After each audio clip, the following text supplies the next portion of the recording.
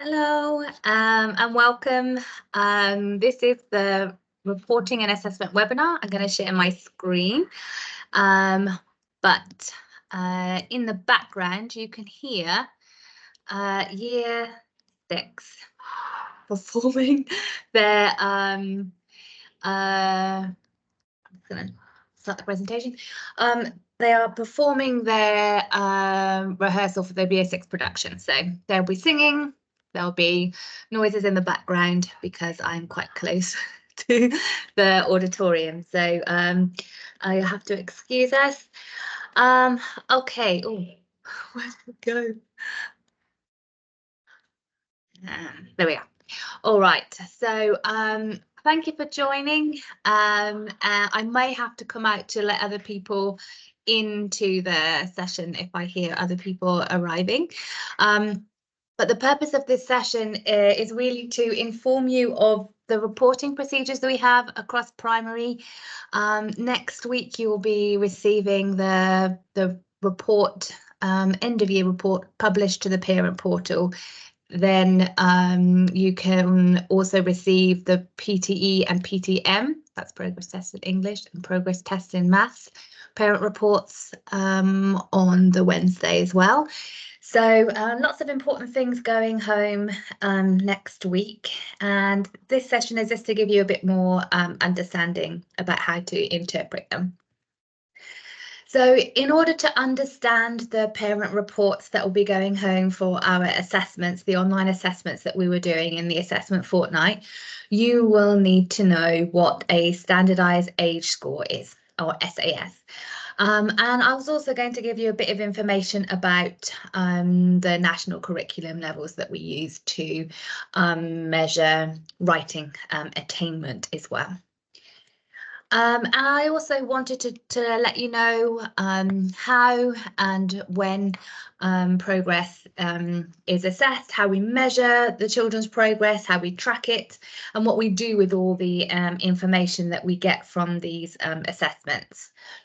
And the reports that you will get home for the progress test in English and the progress test in maths, there are little graphs and tables and things on them which needs some interpretation. So I was just going to give you a bit more information about that as well. There is also a parent guide that you will receive as well, which basically has all the information I'm about to give as well to help you interpret it when you receive them too. So I will start with our values and attitudes behind assessments. I think our underpinning values kind of explain how we do things, why we do things the way we do them. So we believe that all of our children can achieve, they can progress, they can learn, and we believe that the children themselves, even the little ones, should have ownership of their learning. At the end of the day, the children's efforts and the children's understanding about themselves as learners will have an impact on their learners. The Year 6 in the background. So we believe in sharing with our children what their goals are and what the next steps are, and we do this throughout their time and throughout the year, not just the end of year assessment. So we involve the children in making self-assessments. We use rubrics so the children can see what they have done and where they're at, what the next steps are as well. We give feedback. We've done a lot of work on giving feedback and how the giving feedback verbally and being very specific about our next steps is really effective in learning and progression. And we know that every child can improve. Some children need support in different ways or feedback in different ways. With different resources and a different approach, but that we just, as teachers, we need to find what approach is going to help each child as an individual, but everyone is able to progress. There are two types of assessments that we do, formative assessments and summative assessments. So one is really referred to as assessment for learning, and the other is assessment of learning. The end of year assessments really fall into the assessment of learning category, but we try to make it more formative, and let me explain what that means. So we like to think of our children as plants. As they learn, they grow. So formative assessment is the kind of, if you think of it as a plant, that you take measurements of growth and then you make little adjustments to the provisions that you give those plants. So some might need more sunlight or more water or more nutrition, but what you are doing is taking measurements and then making adjustments to what you are giving those plants, and it helps them grow better. Summative assessment is just measuring how tall they are. It tells you how tall they are. It tells you that they have grown, but it doesn't really make a difference to how well they grow. It's the same with assessment. If we take lots of little assessments and we adjust our planning, we adjust the resources, we address the feedback, we might do interventions with our children, those things are going to have an impact on how well the children learn and they will learn more and more quickly. Whereas a summative assessment is just a test, and we can see this is what they can do, this is what they can't do yet, but it doesn't really have an impact on learning.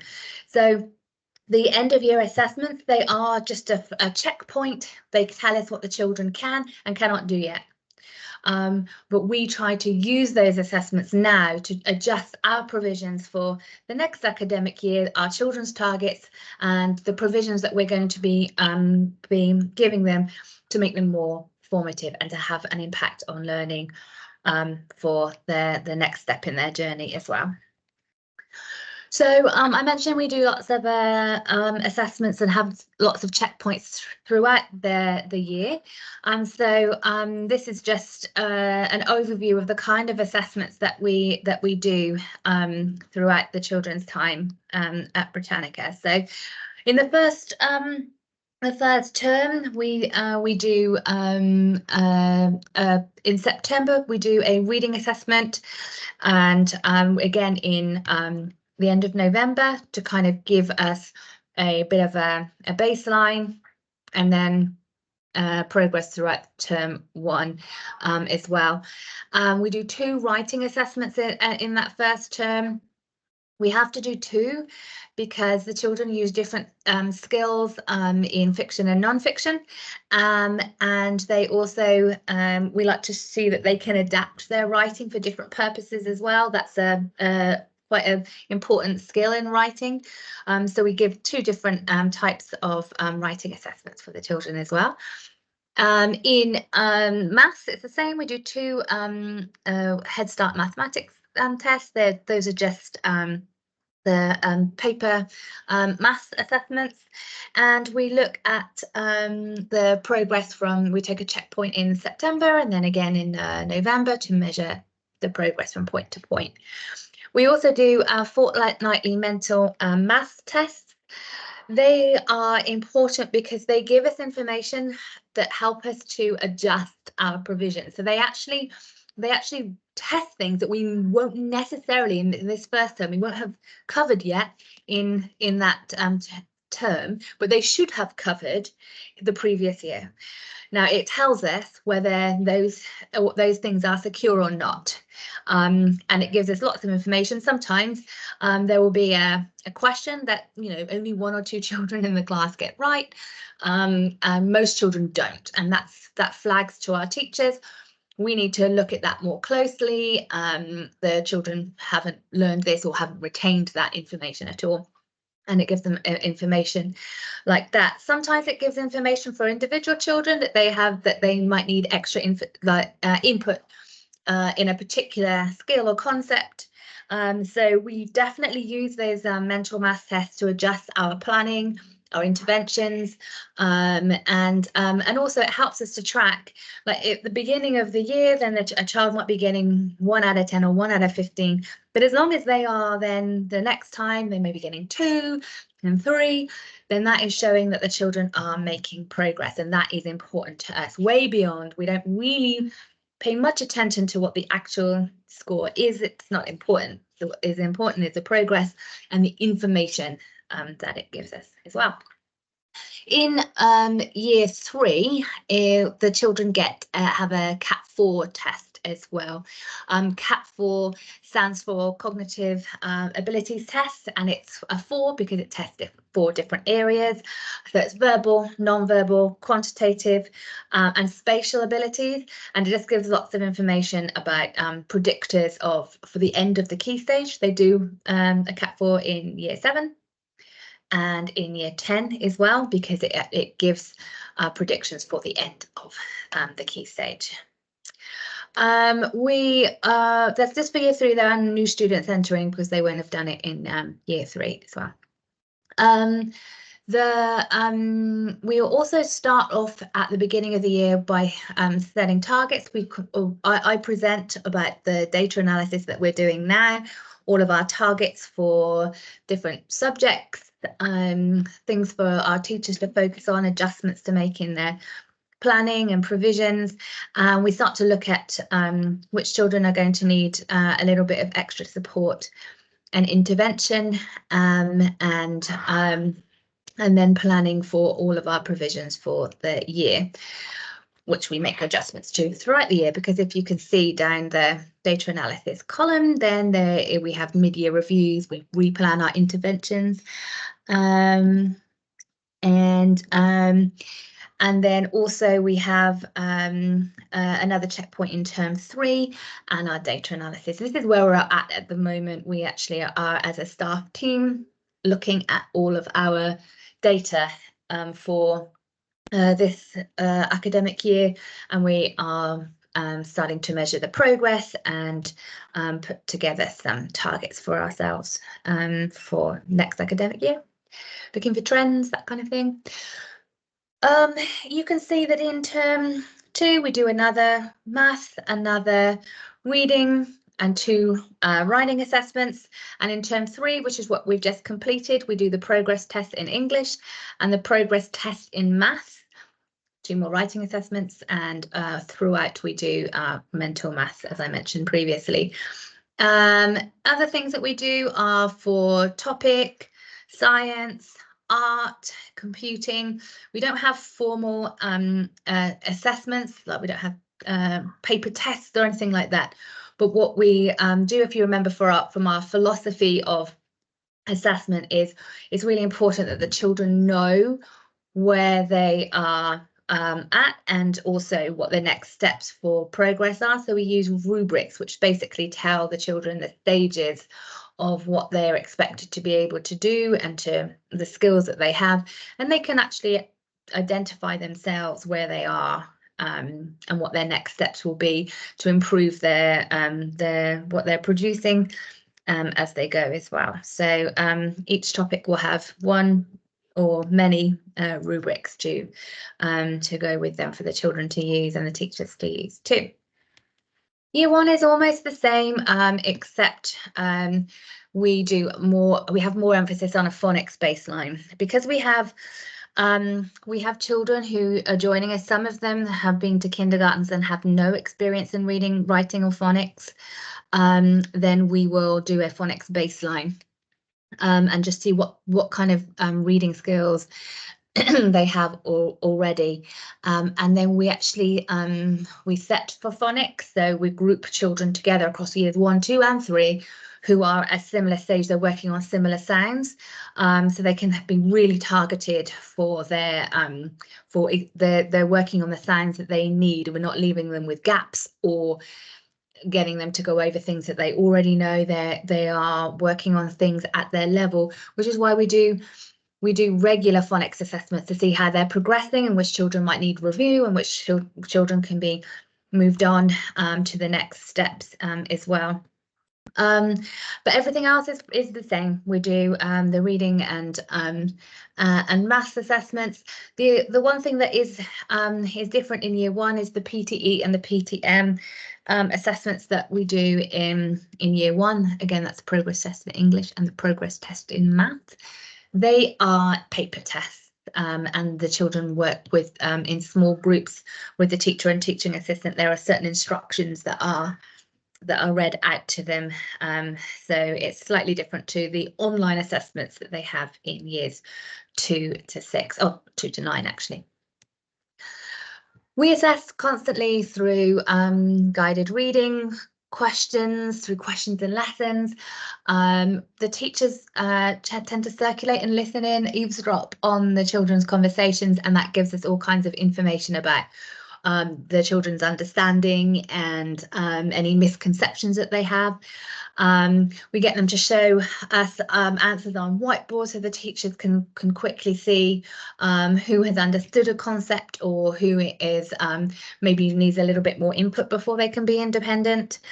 We do mark the books, but often the research shows that the biggest impact on learning is with the teacher or teaching assistant can live mark. So in the moment, in the lesson, while the children are still working on something, the teacher comes over and will give feedback instantly. So the children have the opportunity within the lesson to make adjustments, or they know they're on the right track. They know what they've done really well and what they should continue doing. It's less meaningful, particularly for the younger ones, to mark the books afterwards because they very quickly forgot what they did yesterday or the day before, and don't always understand or can't read the teacher's comments as well. We always check the children's learning, but we have to spend that time to give verbal feedback to make sure that the feedback is understood. We also look at the homework and projects, the mental math assessments, for example, as well. It's the reading comprehensions that they do at home, and the presentations and things that they do from home as well.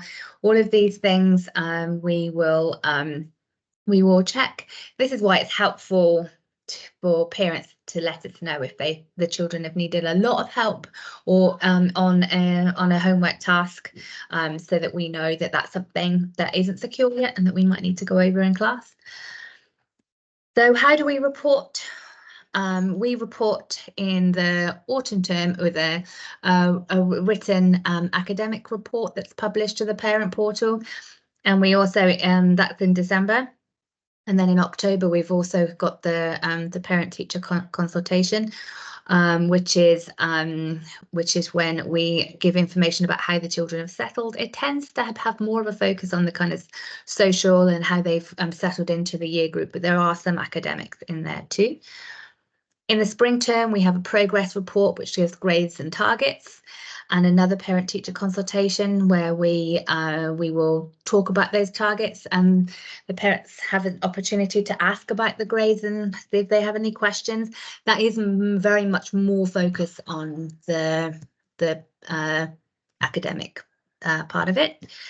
And in the summer term, we have a long report. So this is when you have a comment, not just a grade, from all subjects that the children learn. So that tends to be a little longer, a little more information, because it's a summary of the year. And that is what is going to be published to the parent portal next Friday on the 14th. You will receive an email as well, which has the guidance of how to interpret the reports and also where to find them. I did a little video of where to find them on the parent portal as well. So what's it going to look like? This is the kind of thing that you will see. These are how the grades look. So we have, as the previous reports as well, we have the attainment and their effort. Now, the attainment is what the children can do and what the children know, and we take that and compare it to an average child in the UK. So we will actually compare to where should the child be at their age if they're a native speaker in the UK, having been through the UK education system. We compare them to those children. The effort just talks about their approach to learning and how how much effort they put in, their attitude towards it as well. But one extra thing that you will see on the end of year report is the progress grade as well. So that's when we will look at where they were last May 2023 and compared to this May 2024, and there is an expectation of how much progress the average child will make, and we look at our children and we say, are they making the expected amount of progress, or is it more, much more, less, much less, and we give them that grade as well. And you will have that progress grade for different subjects too. This one's maths down here. So if your child does have a tick in when in the working towards or below areas for attainment, then there's a plan to help them to get to the age expected level, particularly if they've got a tick in the working below age-related expectations kind of column. That's usually because they have English as a second language, and they're receiving support for that. It might be that they have an individual education plan and specific needs that they will need that are being addressed with targets and interventions. It might be that they have not been in the British education system yet for very long, and they have gaps in their learning, and there'll be a plan and interventions and things in place for them if that's the reason too. So this is basically what to expect. If the lower down the school you are, the younger the children, the more likely they are to be below expectations for attainment. So if your child is below or working towards expectations for attainment, please do not worry. We are comparing our children at Britannica to children in the UK who have been following the English national curriculum, who have had extra years in education. It actually starts in nursery, then we have reception, then we have year one, and the pre-literacy starts in nursery. In the reception year, for the 4-year-olds, they start to learn phonics. They can write, read and write CVC words or consonant vowel consonant words. They might be able to write a simple sentence. They can read a simple text with basic vocabulary. And so when they start year one, that is where they are at because they've had these previous years in education. Most of the kindergartens within Budapest don't follow that for nursery and reception, and most of our children come from different systems. So they are coming to us with without those previous years in of literacy education, for example. So I'm on a web. I do have a sign up. But anyway, so they are coming from a different educational experience. So most of our children speak English as a second language as well, or third language, and so obviously they are not going to be at the level yet of a native speaker in the UK. It's logical. But what does happen over time at Britannica, if they start in year one and they have interventions and they have the small group sizes in year one as well, so they make accelerated progress there, and they work their way through year two, and into year 3 and year 4 something happens and our children catch up with the native speakers in the UK. And then as we go into Upper Key Stage 2, for those children who have been with us since year 1 in particular, all of our last year's data, all of our year 6s who were above expectations for attainment had been with us since year 1. Or the above expectations band of children had all been with us for a long time, and they had accelerated above their peers in the UK. And so trust us, we know what we're doing. We know what to do to help the children catch up, and they do, and they will, and they do make accelerated progress over time. So for us, we are very much focusing on not the attainment, not where the children are, what they can and can't do yet. What we're focusing on is that journey and the progress over time. Right, where are we? Okay, so when you get the reports, this is what you will see. So you will see the grades, and then you will see a comment here as well. Sometimes some feedback I have had in the past has been that parents have been a bit confused by the grade and the comment not matching, because they might look at the attainment and say, well, they're not at age expectations yet. And sometimes the comment is really positive, and the parents are expecting, if their child is not where they should be, they can't do the things that they should be able to do for their age, then the teacher's comment should be in some way negative. But if you understand where we're coming from, we're focusing on the journey and what they couldn't do at the beginning of the year, but look at all of the things that they can do now. The teachers are celebrating their journey, they're celebrating their progress, because we know if they continue on their journey making that progress, very soon they will be at expectations, and very soon they will surpass the expectations as well. So the teachers will be excited and happy with the progress. So you probably will see a positive comment, even if the attainment grade is working towards or below expectations for their age. Another question sometimes we get is that you might see the word advanced. Here it says Neil enjoys reading and is using advanced phonic patterns in his reading. So you might say the word advanced, so why is he getting below towards age-related expectations in reading? Well, if you read on, this child, Neil, is using advanced phonic patterns, so he can read the words really well.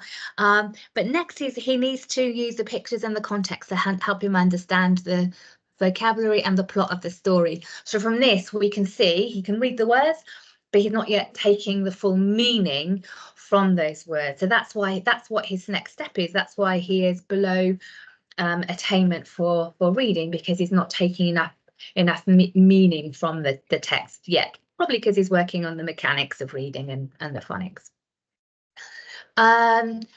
Another one here is Doris tries her best in class activities, and the approach to learning, or the effort grade, is actually only above. Well, why isn't it well above if she's trying her best? Later on, it's talking about how she should remember to turn in her homework on time.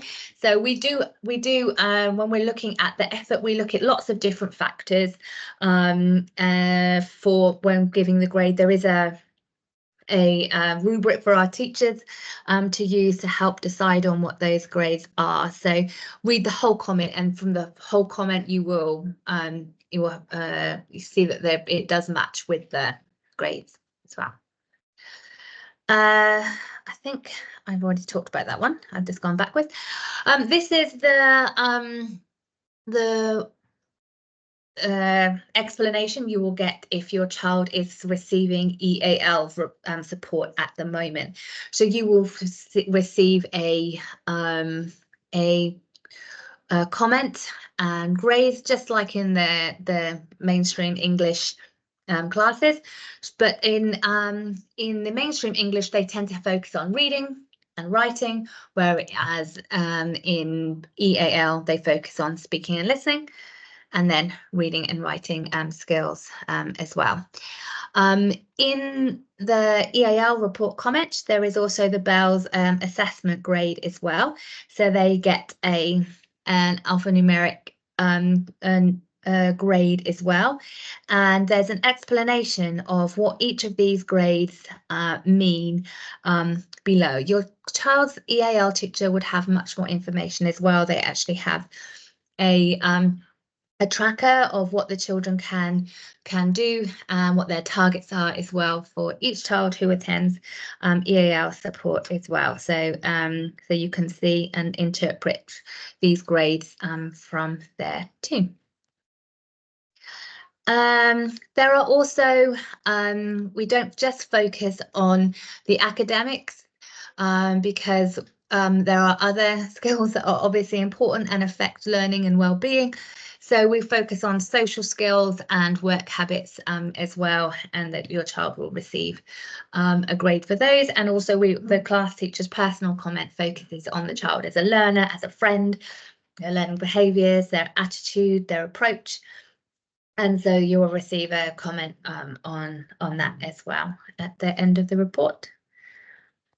So the kind of vocabulary you will receive, that you will see in the report, also tells you whether your child can do something or if it's their target. So if you hear words like skilled or focused or competent, those are the teachers are talking about the things that your child can do.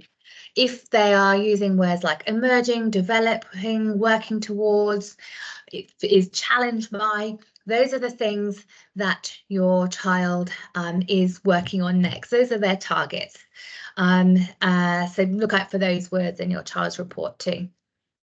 Now this here is actually based on the national curriculum levels from 2014.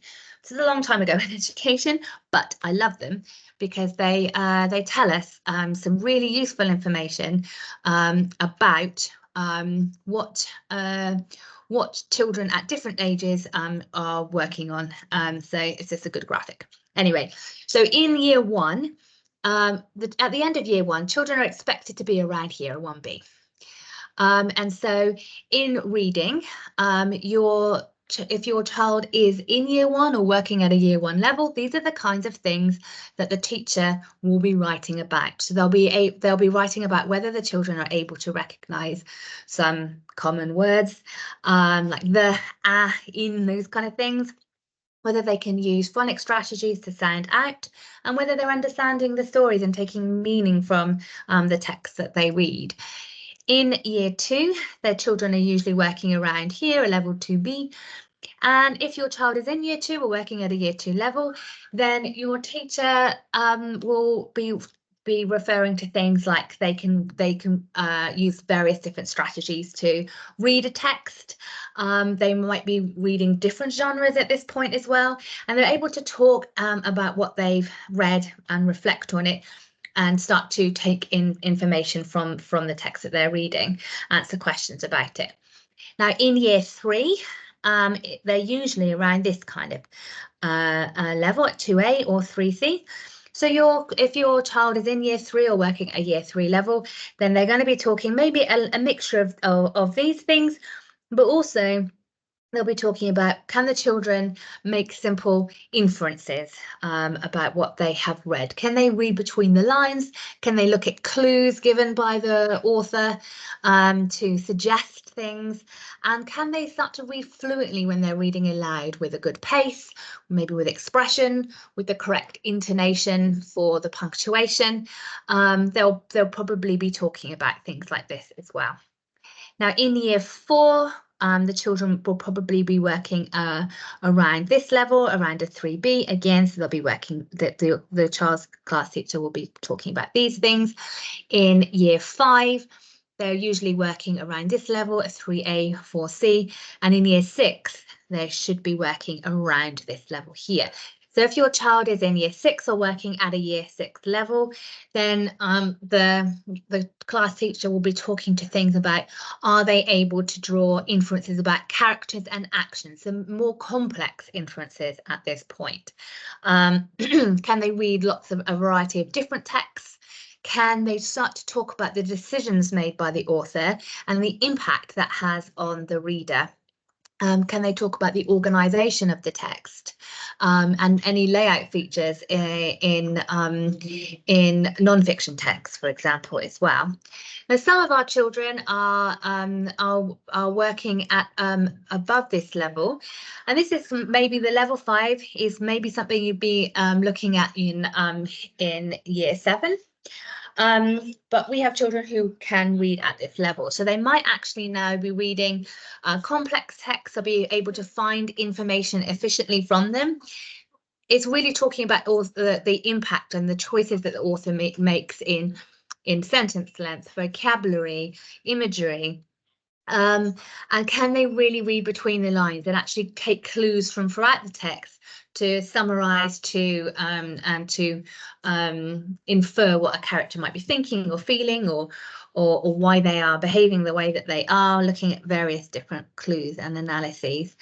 And again, using by level 6, which is something later on in Key Stage 3 the children were working at. This is when they're starting to really find evidence, use quotations, and really analyze a text, exploring relationships between characters and authors and texts with the same theme. So they're actually now zooming out and looking at the wider context of books set in a particular period of history or about a particular topic, and how those outside factors also affect the author and their choices. Okay, writing as well. So I'm going on a bit, so I'll try to go a bit more quickly. Again, year 1, or working at a year 1 level, would be here. So the class teacher will talk about using the fact that children can use simple words. They can use sentences to form their ideas. They might be able to communicate meaningfully 3 sentences to get to this level 1, and they might be now starting to form letters correctly, use capital letters and full stops efficiently. So if your child is at year 1 or working at a year 1 level, this is the kind of things that the teacher's going to be talking about. In year 2, it's now building upon just being able to communicate ideas in a organized, readable way on a page, to now actually building meaning and text from the children's writing. They might be able to write a story, but also they might be able to write different types of texts and genres as well. As we move into year 3 and 4, then the children are really starting to write for different purposes. So now they're adapting their writing, because a newspaper is subtly different to a recount, which is subtly different to a story. Are the children able to identify the features that makes it a newspaper and then replicate that in their own writing? They're also starting to look at more advanced punctuation as well, like question marks, explanation marks. As we move into upper Key Stage 2, we started to get into level 4. Then we look at the children being able to organize their writing better, using paragraphs, using correctly punctuated writing, but also for a range of purposes as well. Again, different genres, for different audiences, for different reasons, writing for reasons and purpose. It's now really looking as well on using interesting words to writing, but to get to really enter those higher grades, they need to specifically choose words for their impact on the reader. So when they're very much, when they're in reading, you can see how they're connected. In reading, they're starting to talk about how an author uses vocabulary to have an impact on the reader, and then in writing they kind of replicate that and carefully select words and sentence lengths and punctuation and imagery to have an impact and influence the reader in some way, to excite them, to create tension, suspense, those kind of things, to persuade. So again, they're starting to look at using different styles, using different sentence lengths, sentence types, complexity of sentence, and as we're going to level 6, again, you're starting to look at it's the really imaginative writing and using a full range of advanced punctuation as well. And again, it's really writing with the reader in mind and how you want the reader to react to your writing. Okay, I'm going to move on to maths. So in maths, your child's teacher will start to talk about if your child is in year 1 or working at a year 1 level, then they're going to be talking about whether they can count. Can they read and write the numbers to 10, to 20, to 100? Can they count forwards or backwards to 50, to 100? Can they carry out simple calculations up to 10 or 20 or 50? Can they sort shapes? Can they name them? Can they describe their properties? All of these things are expected at a year 1 level. In year 2, they're starting to look at number patterns, odd and even numbers, doubling and halving, multiplication and division, place value, and knowing certain number pairs and number facts quickly and fluently off by heart as well, including things like the 2, 5 and 10 times tables, 3 and 4 times tables. Those kind of things are expected at year 2 as we move into year 3 level as well. Now in year 3 and year 4, we're looking at working with numbers up to 1,000. Can they use simple fractions? Can they now use their times tables to solve problems and use them in other areas of math, including problems involving money, for instance? Can they talk about 2D and 3D shapes? Can they create and interpret simple graphs as well? As the children move into upper key stage 2, then they're expected to know their tables up to 10 times 10, although it's quite useful to know them up to 12 times 12 as well. And Times Table Rockstars does go up to 12 times 12 as well. Now we're also looking, while we teach in lower key stage 2 the concepts behind multiplication and division and addition and subtraction. By the time the children get to upper key stage 2, they have procedures and written methods of quickly calculating using numbers.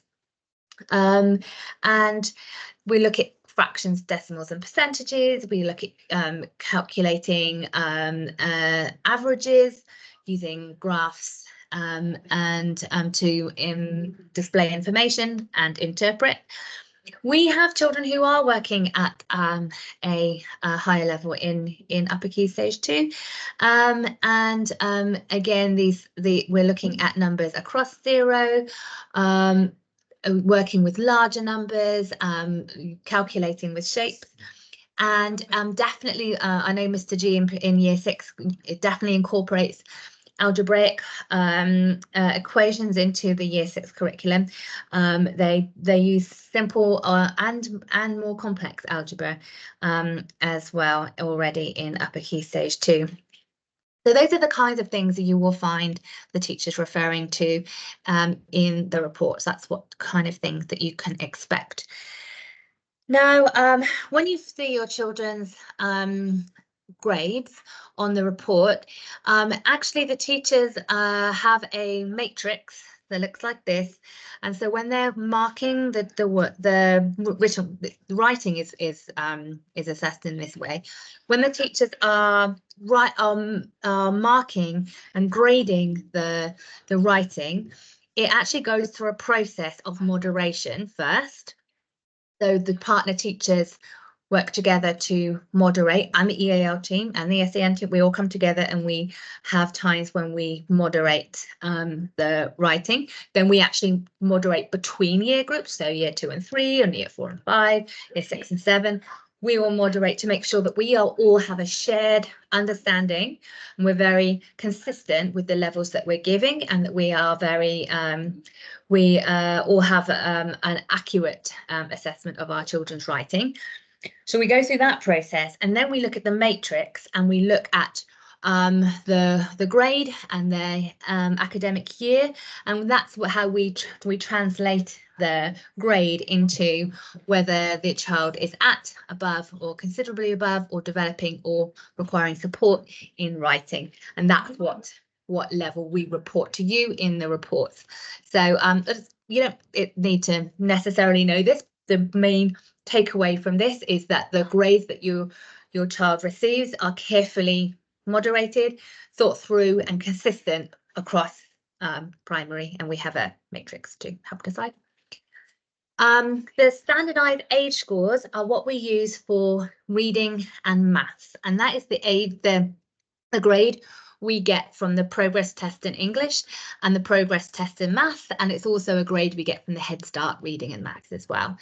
And so the vast majority of children will be at the age-related expectations. You would expect most children to be at the expected level.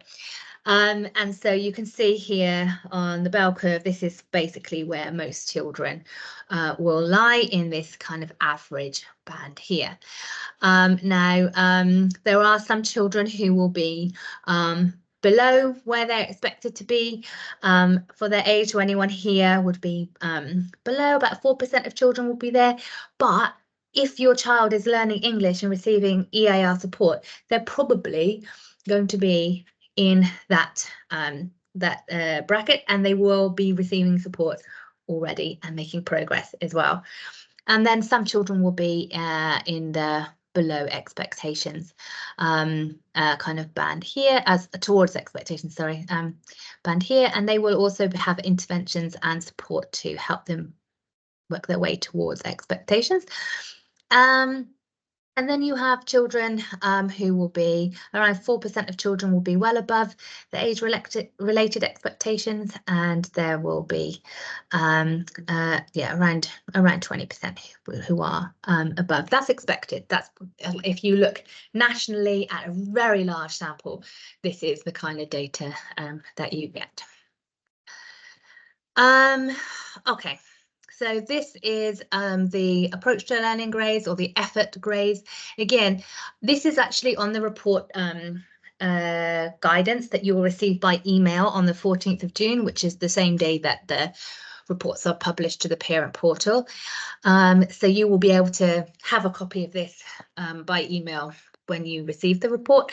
But again, I'm sharing it now really to just highlight that the teachers have this, and they use this again to be consistent across our school, that they know what significantly above the expected level for effort would be, and that actually looks like being consistently engaged in lessons, contributing to lessons, be asking questions, as being enthusiastic, actually wanting and seeking out more tasks, more things to do, and to looking at their prior learning and applying it to new situations, and maybe going outside of the classroom to learn a little bit more. That might be taking books on a topic from the library, or looking at websites, or watching a documentary at home that is based on their topic because they want to learn more. So we do have a bunch of children who are like this, actually, which is very, very sweet. And so we don't, if your child was at this level as the support required, you won't be finding out about it on the report. You will already know, your class teacher will have already been in contact.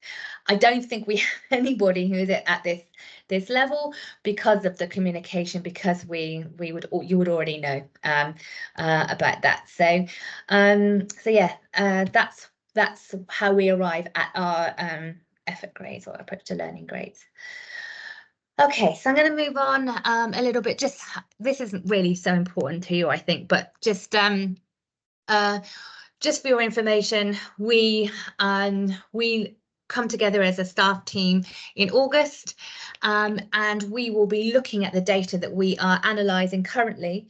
And we will be doing a full handover between class teachers. That happens actually. We've got very little staff kind of turnover this year, that we have the opportunity of having the child's previous teacher here.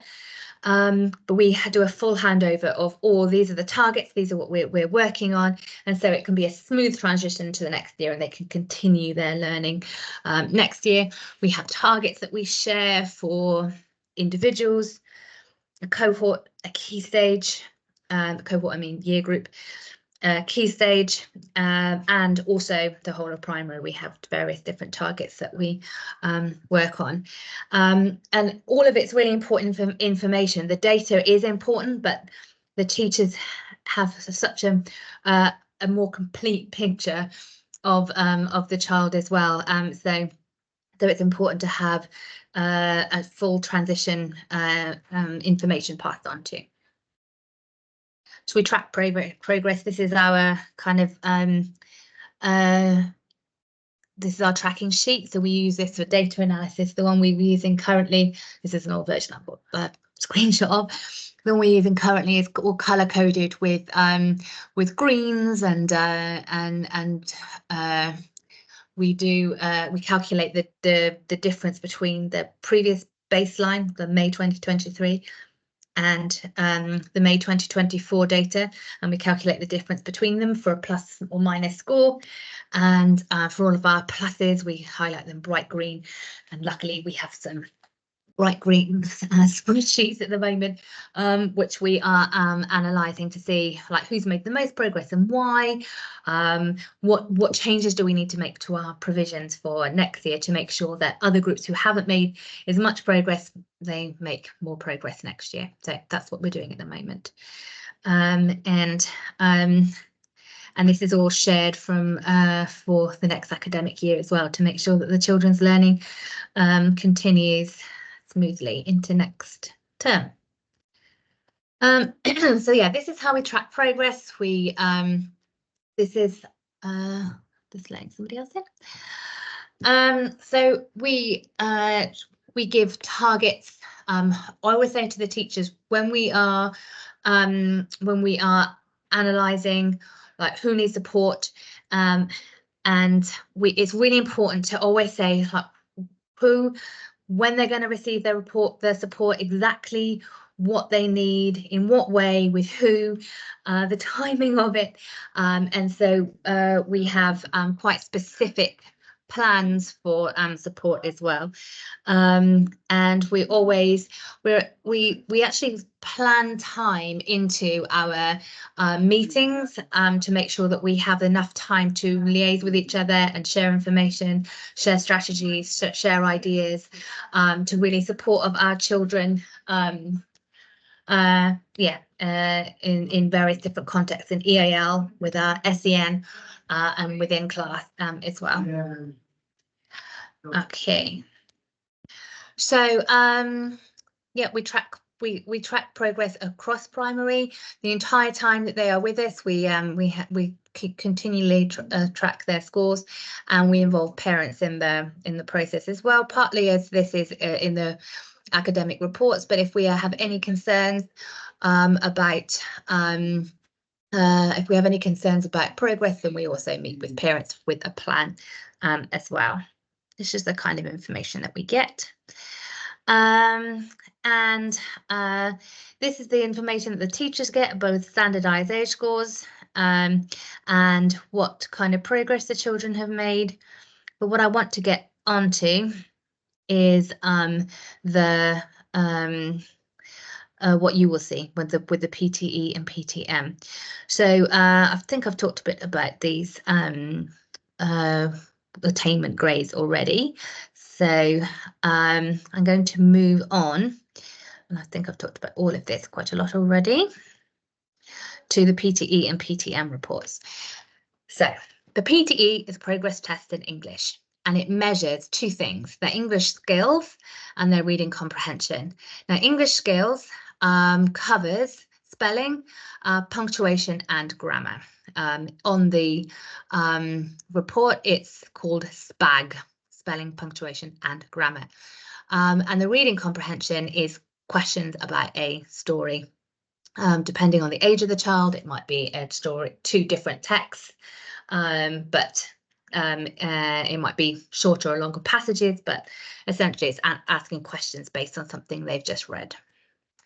The progress test in maths is in two parts for years 3 to 9, but because they have the mental math part of the test, only the mental math part is timed. But one of the reasons we do our fortnightly mental math test is because the children need to get used to answering questions fluently. Now, this is important for all areas of maths, for increasing fluency, and it has an impact on their ability to solve problems and things.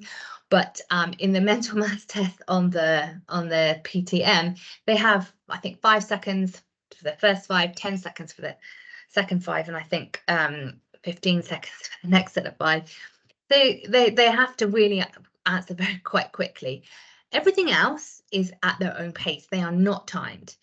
So the children can take as long as they need, as some of them do take a little bit longer, and that's absolutely fine. Year 1 has a paper version of the test, whereas everyone else has got an online version as well. Okay, so this is the information that you will get. I've just like cut off this that you will see on your child's report. They'll go home in the envelope on Wednesday, next Wednesday. So this is top one is for English and this bottom one is for math. So this first part is quite useful because it tells you how many questions your child attempted.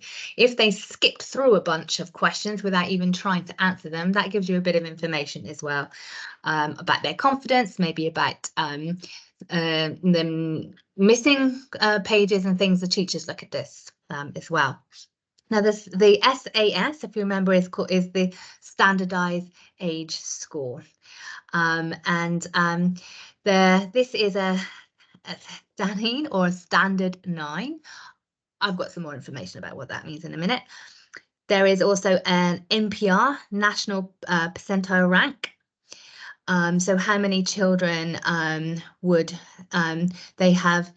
This child has scored higher than 90% or the same or higher than 90% of other children. So they're in the 90th percentile. If you remember, SPAG is spelling, punctuation and grammar. RC, reading comprehension. So there's 2 different scores. You can see this child is slightly stronger at reading comprehension than they are at spelling, punctuation and grammar. And then it gives a STANINE which is supposed to be a simplified version of this standardized age score for the English skills and the reading comprehension. And in the maths one, there is also a standardized age score. There's a little, it shows you where a standardized age score of 95 is within the average band. This here shows you, the shaded part shows you the average band. And again, you've got STANINE, National Percentile Rank. They've got a end of key stage 2 indicator. I've spoken to GL assessments about this. It's different. It's different to standardized age score, and it's just another number to learn. So I wouldn't really worry about that. It's a whole different scale to the standardized age score. So I wouldn't worry about that one too much. Okay, so let me have a look at, the standardized age score then. The standardized age score compares a child's score. It takes the raw score and it takes their age and adjusts for their age, and it compares them to children in the UK.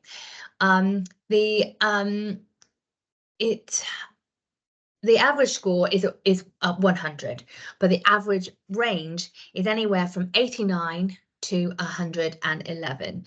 And so this is the most of our children will be in this average band, and it's absolutely fine for your child to be in this band, and your child may be in this band for a number of years, or they're all of their time here, and that is absolutely fine. It's normal. You would expect a child to be at the expected level.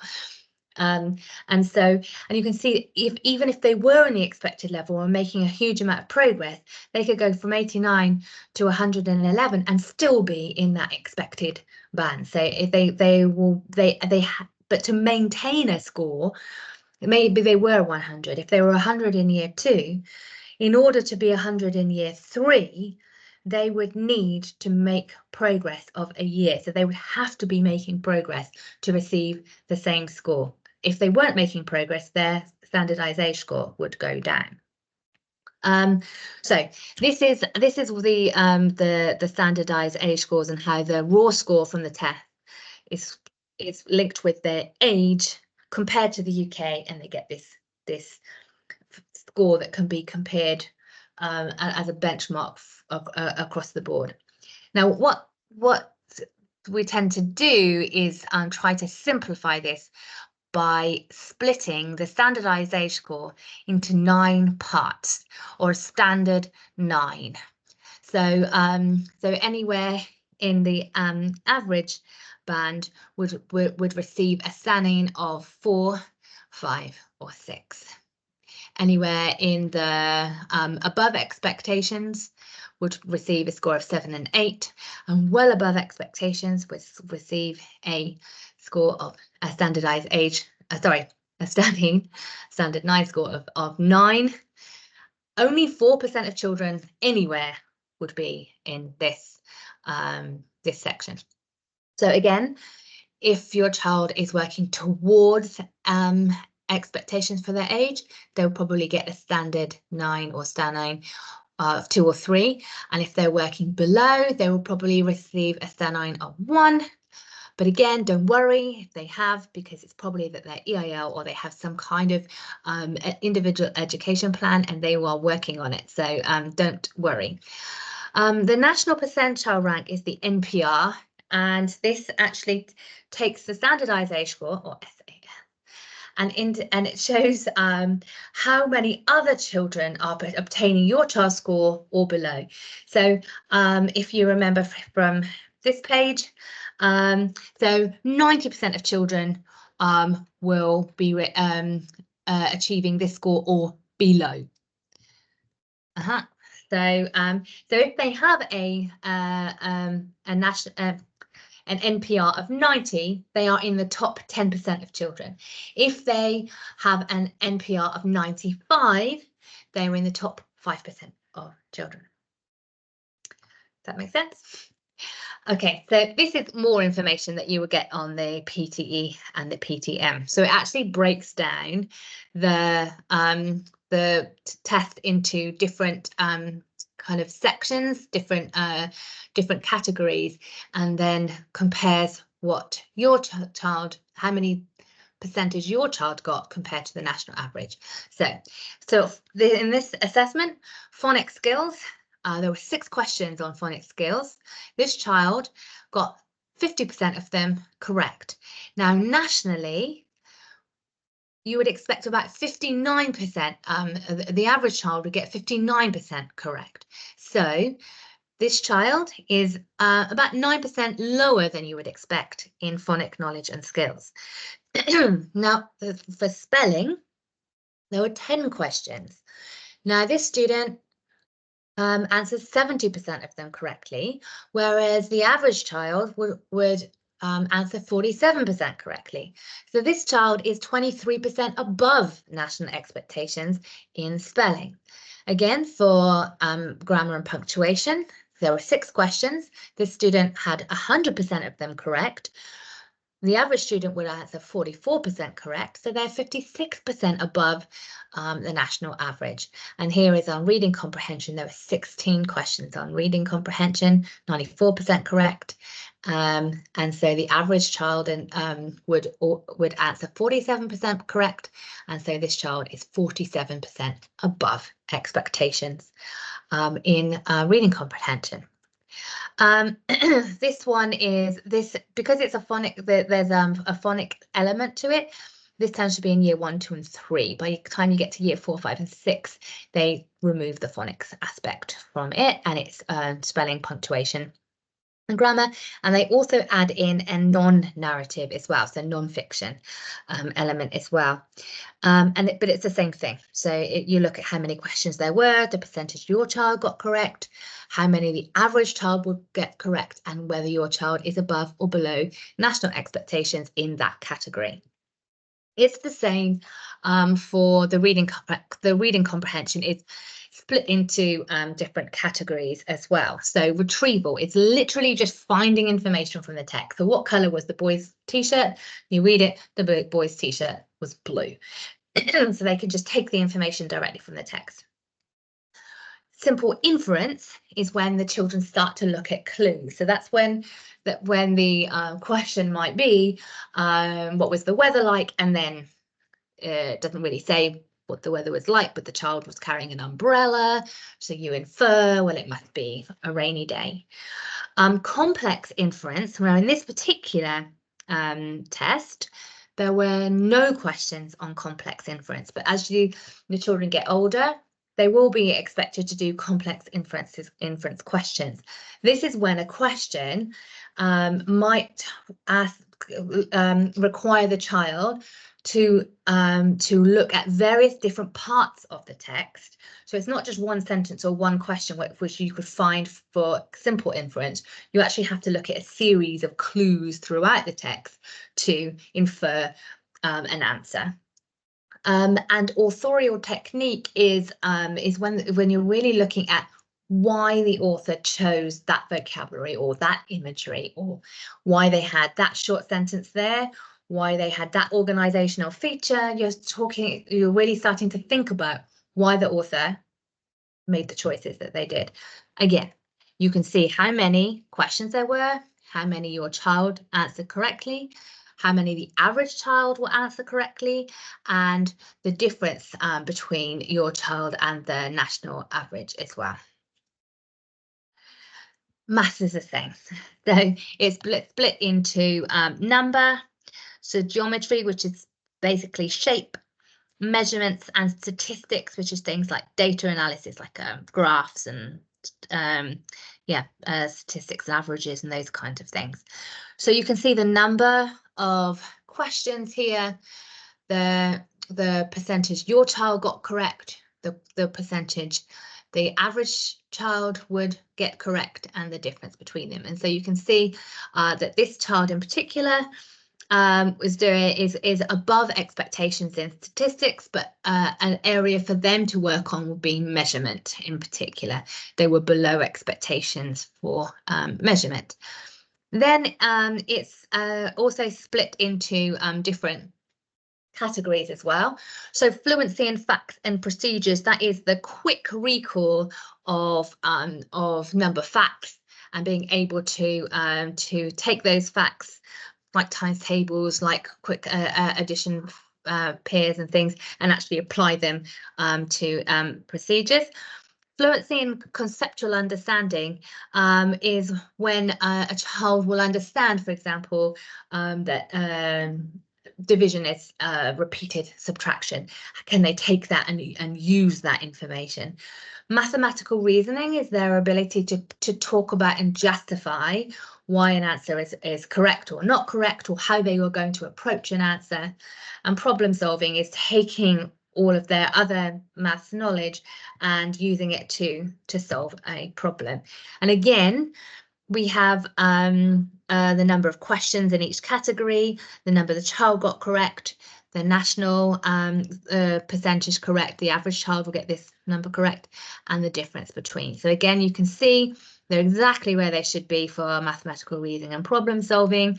You can see that they're above expectations in conceptual understanding. They've got those contexts, they understand the maths, they just need to practice maybe the fluency of their recall. So they're probably going to need to focus on times table rock stars or quick addition and subtraction facts there.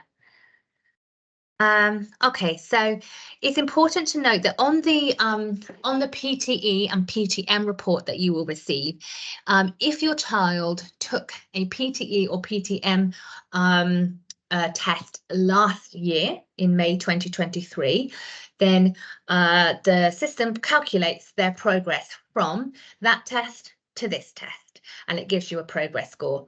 If your child wasn't here in May 2023, then they won't receive a progress score on the PTE and PTM report, just from the class teacher. The progress score on the PTE or PTM is usually the same as the teacher's assessment, because we use those, but we also have other things. We have a knowledge of the whole child, so we know what they are like outside of that hour or so that they're on the computer completing that assessment. We've been with them all year. We know them really well at this point. We know that if the assessment during the assessment they were having a bad day, or that they accidentally pressed the end test and hadn't checked it. We know if they were really nervous and didn't perform as they usually would in class when they were calmer and thinking things through. And so sometimes we will disagree with your progress assessment from the PTE and PTM assessment. If there's a discrepancy between the progress score for the PTE and PTM report and what the teacher is reporting, I would tend to believe the teacher because they have a bigger picture, not just that snapshot. They have a bigger picture of the child. But if you have any worries or questions, then ask, book an appointment to see your child's teacher. They'd be more than happy to talk through why there's a difference or answer any questions that you might have. Right, the final section on the PTE and PTM report is a written part, which is basically giving different targets and things for different areas of the curriculum. It recommends various different things that you can do. One of the reasons that we give these out is because of this, because it gives you all kinds of information about what the kind of things you can do at home. Be it do some cooking, do measuring together. Remember the last child the assessment thing we looked at suggested they were below in measurement. Well, that's something you can do at home, in the kitchen, in the garden, in the summer holidays for fun. Often it recommends different reading kind of activities, types of books maybe that they could be reading as well. And it just gives you a little bit of advice as a parent about what you can do at home. Obviously, if you want extra advice, your child's class teacher would be happy to help as well. But I would always recommend looking on Education City. Timetable Rockstars is pretty fun. I'm actually doing it at the moment because I've heard that there's a battle between children and teachers coming up, and so I've been practicing to make sure that I don't get beaten too badly. So those things are very important to do at home as well. But above anything, if you do anything this summer and nothing else, I would recommend reading. There is much reading as you can. It makes such a difference. Reading to, reading with, reading beside your child is so important. So make sure you do lots of reading. Okay. I don't know if you have any questions, but I've come to the end of what I had to share. What I can do is I can go through, I don't know how to do this properly. I'm going through and allowing microphones one by one. So if you did have any questions, then please feel free to unmute yourself and to ask. It could be about the reports, it could be about the PTE and PTM reports, but please let me know if you have any questions. I think that's everyone. Yeah, so you are all, if you wanted to, you are able to unmute yourself. Ms. Morgan, good morning. Hi. Hi, this is Roald Jansen. I put one question in the Q&A about the difference between student and national. I think it was a very insightful slide and explanation. I was wondering, is that a comparison to this year's UK average, or is it the peer group from last year? In other words, do you have already the outcomes from your peers in the UK at the same time as our outcomes? No, it's not from this year's data. It's from last year. So it's actually a trend as well throughout year on year. We see the same trend for our children's standardization scores compared to the national average back in the UK. So no, we haven't finished analysing our data from this year. And so we formally have a session next Tuesday with the teachers to kind of finish these things off. So we'll have more data next week. Thank you. And in the other box, the chat box, I put an advice. So you explained quite a lot of acronyms today, and my memory is quite poor at my age. So maybe in the reports you can have sort of like a summary of those SAS, PTE, PTM, Yeah. and I don't know what, because it's all new to me actually. Yeah, it is a lot of jargon. So in the you're going to receive an envelope on Wednesday, and inside the envelope is the PTE parent report, the PTM parent report, and an explanation letter. I think it's 3 sides of A4. What I wrote on the slides, I've also put in the explanation. So all of the acronyms and the terminology is explained in the guidance. I'm also going to put a recording of this webinar onto the Wakelet that's linked into the Canvas pages, because it's sometimes useful to rewatch as well, actually, when you actually have the reports in front of you too. That's helpful. Thank you. Welcome. Are there any other questions?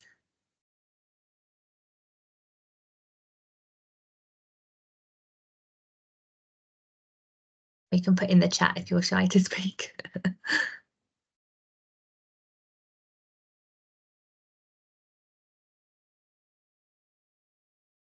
Oh yes, I will. I will share the slides as well. Thank you very much. Good question. Welcome.